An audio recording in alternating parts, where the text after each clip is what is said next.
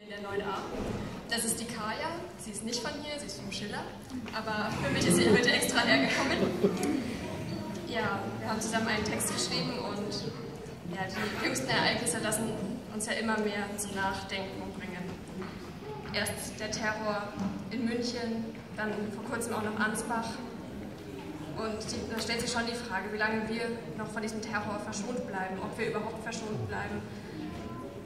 Sollten wir Angst haben oder sollten wir lieber so tun, als wäre nichts gewesen? Wie sollten wir leben?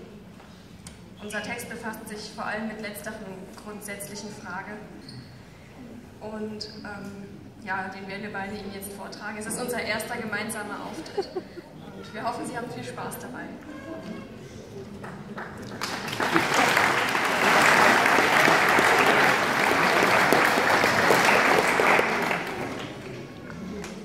Carpe diem versus Memento Mori. Nutze den Tag. Bedenke, dass du sterblich bist. Unterschiede. Kontraste. Antonyme.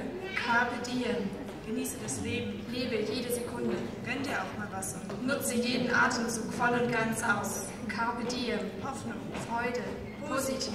Aber Memento mori. Sei auf der Hut. lebe, als wäre jeder Tag dein letzter. Denke, bevor du handelst. Es könnte das Letzte sein, was du tust.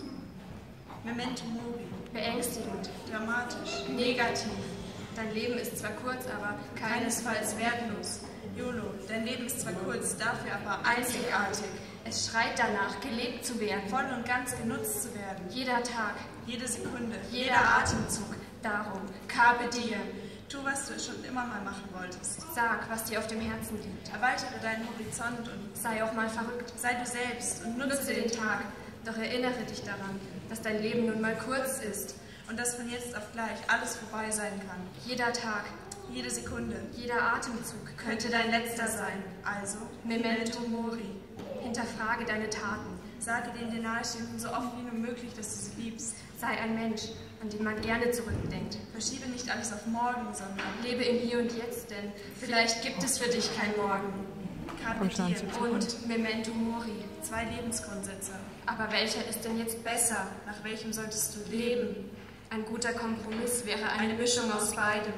Nutze den Tag, Aber bedenke dabei, dass du sterblich bist. lebe deine Träume heute, weil Morgen kann es schon zu spät sein. Sei du selbst und dabei ein guter Mitmensch, der die Leben der anderen bereichert. Sag, was gesagt werden muss. Sprich deine Gedanken aus. Sie sind wichtig für alle. Sie könnten die Welt verbessern und dadurch die Leben Leben der anderen lebenswerter machen. So. Und fällt dir jetzt was auf?